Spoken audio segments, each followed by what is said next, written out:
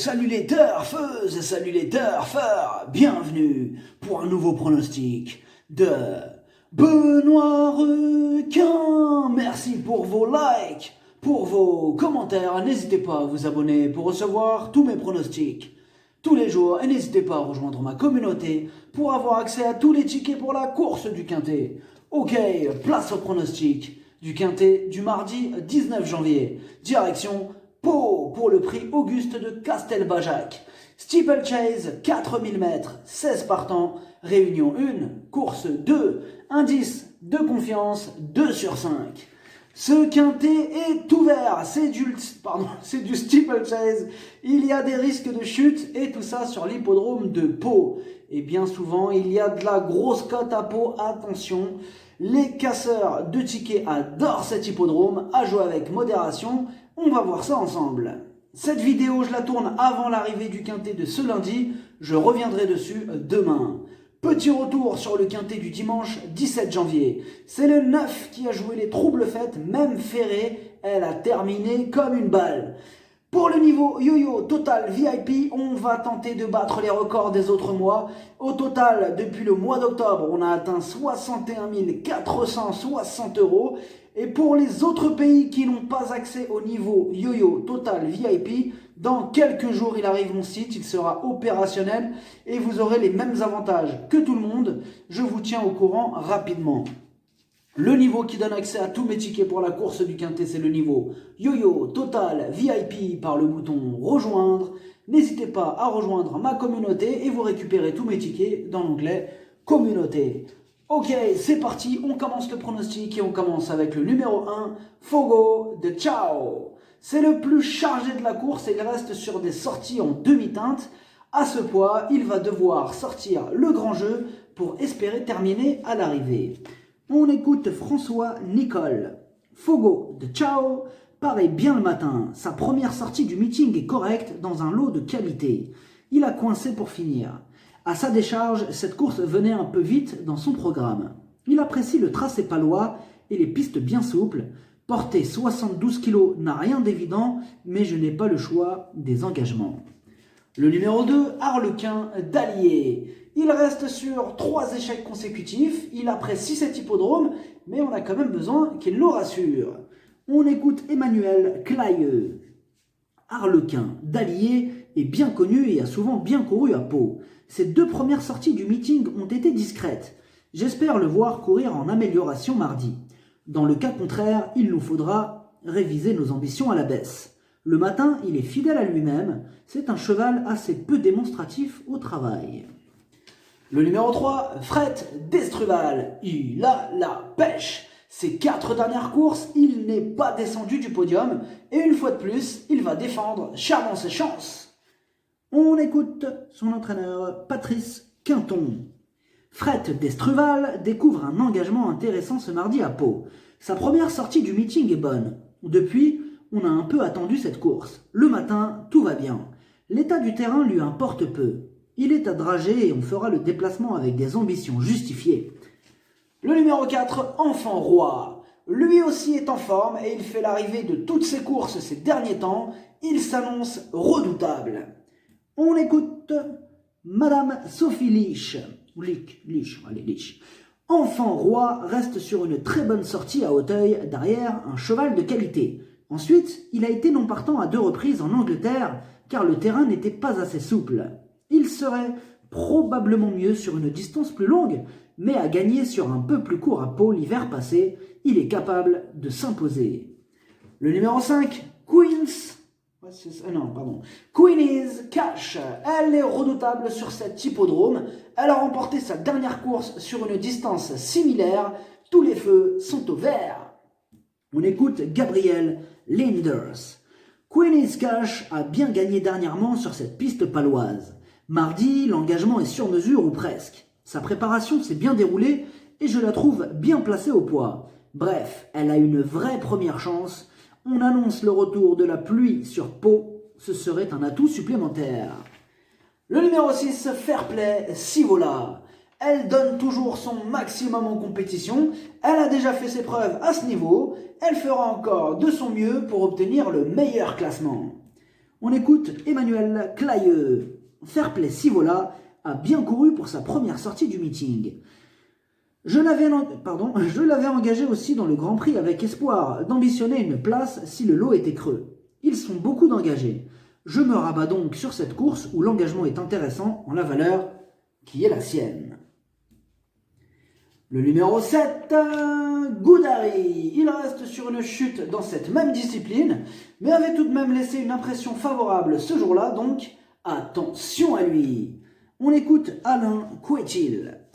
Goudari a connu une mésaventure en dernier lieu alors qu'il allait librement. Il est bien rentré. Faute d'engagement, je l'ai supplémenté dans cette épreuve. C'est vraiment un cheval de terrain lourd. Il faut le voir à ce niveau, mais je ne serais pas surpris qu'il dispute l'arrivée. Après, il faut que cela se passe bien.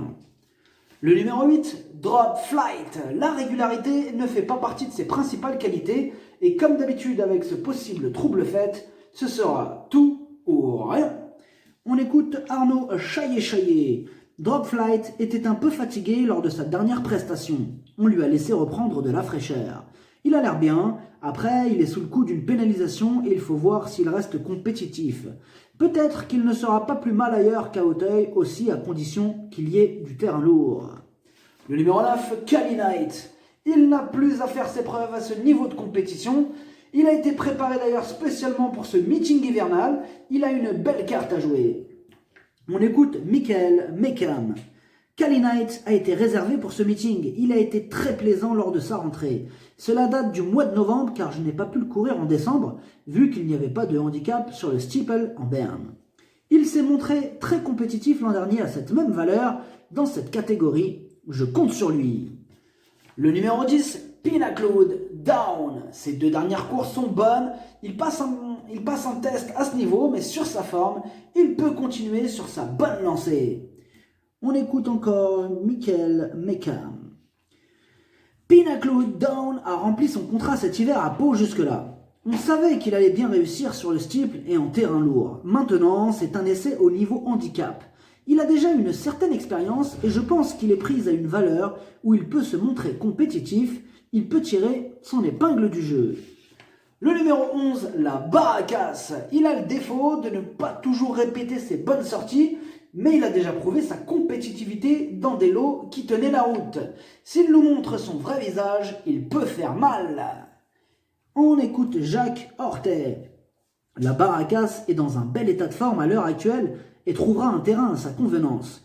Je ne l'ai finalement pas couru la dernière fois pour la préserver pour cet engagement. J'en attends un bon comportement.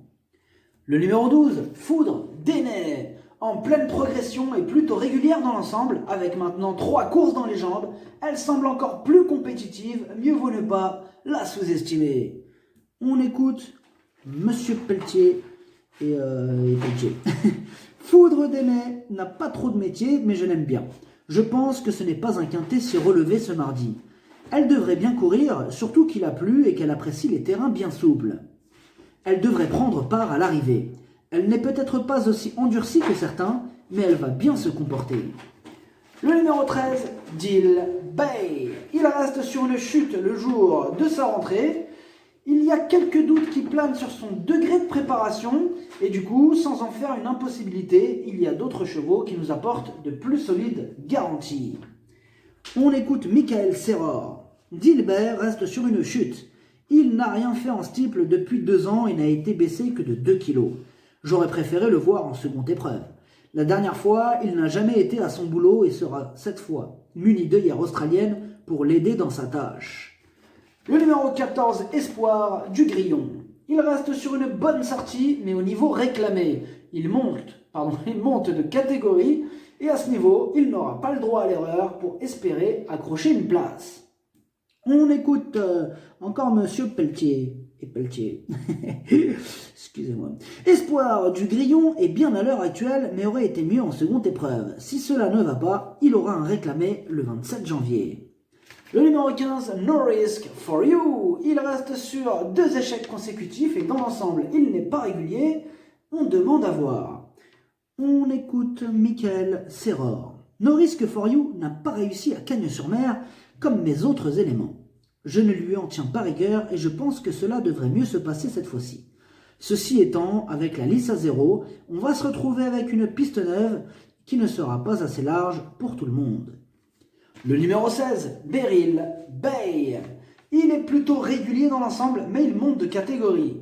Il fera de son mieux pour se mêler à l'emballage final, même si plusieurs chevaux lui barrent la route, mais attention, en cas de défaillance de chevaux en vue, il peut jouer les troubles fêtes, il a bien sûr sa place à l'arrière d'un champ réduit. On écoute encore Monsieur Pelletier. Beryl Bay n'est pas hors d'affaire. En deuxième épreuve, avec une décharge, il aurait eu une première chance à mon sens. Il faut le monter cool et venir dans la phase finale.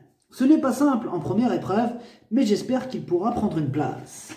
Le pronostic, ça donne 4, 3, 5, 9, 10, 6, 7, 12. Cheval de complément le 8. Si jamais il y a un autre nom partant, et ça peut arriver, le 16. Merci d'avoir suivi cette vidéo. N'hésitez pas à vous abonner pour recevoir tous mes pronostics tous les jours. Et n'hésitez pas à rejoindre ma communauté pour avoir accès à tous les tickets pour la course du Quintet.